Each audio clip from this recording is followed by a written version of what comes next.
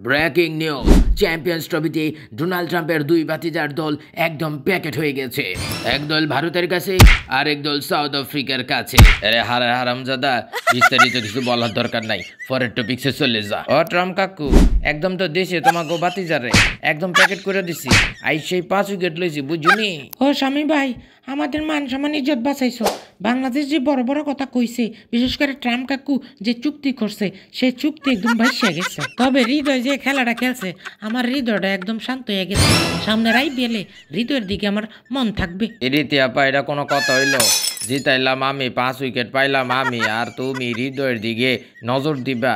আমি কি করলাম? আরে বেটা স্বামী, তোর যদি হ্যাডাম থাকে পাকিস্তানের লগে জিততে দেখা। আরে ডোনাল্ড ট্রাম্প কাকু, তুমি এটা কিতে কইলা? হেতে চ্যালেঞ্জ দিলা, এখন তো হেতে আমার মিডল ইস্টার্ন ভাঙ্গা দিব। আরে বাবর ভাইয়া, নো টেনশন ডু ফুর্তি। আজকে আমরা রশিদ খানের আফগানিস্তানকে একদম খেলা দিছি, সুযোগই দিছি না। সমস্যা নেই, আমার রুমে আইসো, তোমাদেরকে টিপস দিয়ে দিব, একদম সুন্দর করে ভারতকে হারাই দিতে পারবা।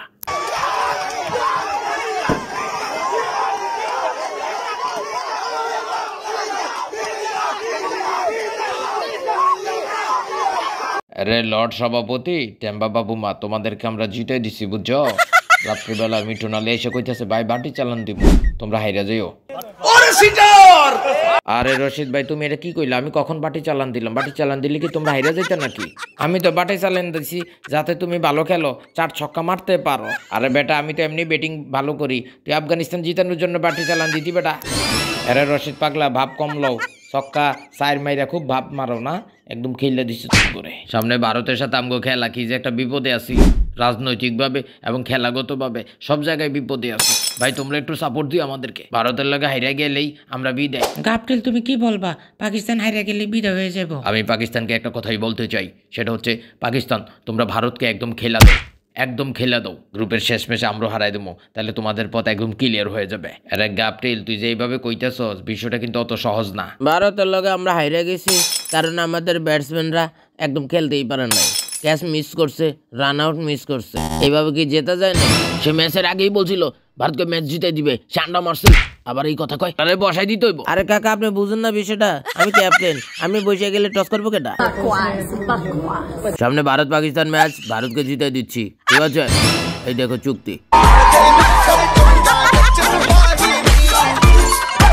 আরে মেয়ে, নাচানাচি বেশি করে লাভ নাই, শেষ ম্যাচে আমগুলোকেই দেখা হবে, বুঝছো নি? একদম খাইয়ে দেবো, যেমনটা তোমাদের নিজেদের দেশে একদম খেলে দিছিলাম টেস্টে।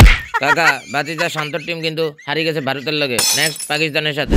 আপনি কি সিদ্ধান্ত নিতেছেন? দেখো, ভারতের সাথে হারিয়ে গেছে ব্যাপার না, তবে লিখে দিতেছি আমি, পাকিস্তানের সাথে বাংলাদেশ জিততে যাবে।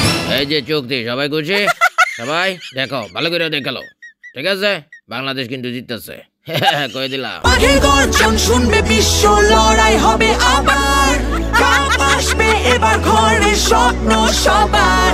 প্রথম ম্যাচেই আমার স্বপ্ন তো হয়ে গেছে, আর তোমরা কইতেছো এগুলা তো বেশি হয়ে যাইতেছে। সামনের ম্যাচে জিতমু কিনা সেটা নিয়ে সন্দেহ আছে। হালাই বললোটা ঠিকটা, এদের মাথায় গ্যাস্ট্রিক হইছে। তার অধিনায়ক তো দিছে কেটা, তারা এইখানে এসে কাজে লাগাই দেন।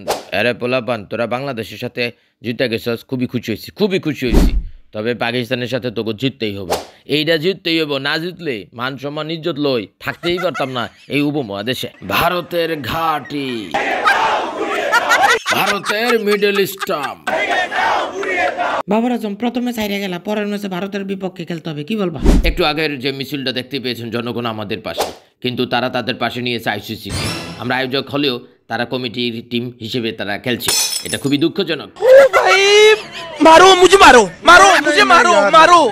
नहीं, ये मजाक हो रहा है, एक सेकंड यार, मजाक हो रहा है। মিশেল স্টার্ক, কি বলবা তুমি এই বিষয়ে? দেখেন, ভারত বরাবরই এই কামগুলো করে আসে, এই কারণে তাদেরকে ফাইনালে প্রতিবার আমরা খেলে দিই।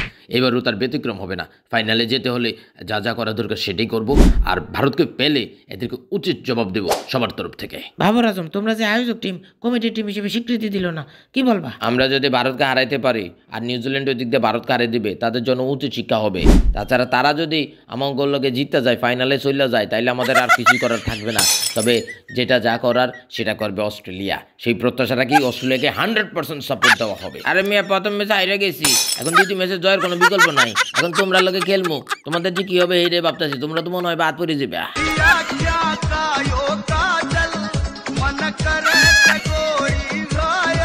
ভারত বাংলাদেশের সাথে জিতে গেছে ঠিক আছে, তবে আমগুলোকে একটু হিসাব নিকেশ করে খেলতে হবে।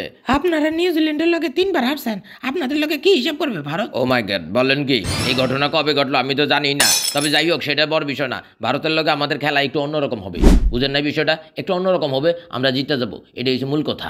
আফ্রিদি কাকা এদিকে আমরা তোমরা লগে জিতে যাবো, বুঝুনি? তোমরা সোজা বাড়ি। কি যে একটা মুসিবতের মধ্যে পড়ছি, ভারতের বিপক্ষে বাংলাদেশকে সাপোর্ট দিচ্ছি, বাংলাদেশ হারিয়ে গেছে। সাউথ আফ্রিকার বিপক্ষে আফগানিস্তানের সাপোর্ট দিচ্ছি, আফগানিস্তান হারিয়ে গেছে। এখন ভারত পাকিস্তান ম্যাচে কাকে সাপোর্ট দিব এটা একটু তোমরা একটু কমেন্টে জানাই দাও তো ভাইয়েরা। Champions Trophy 2025.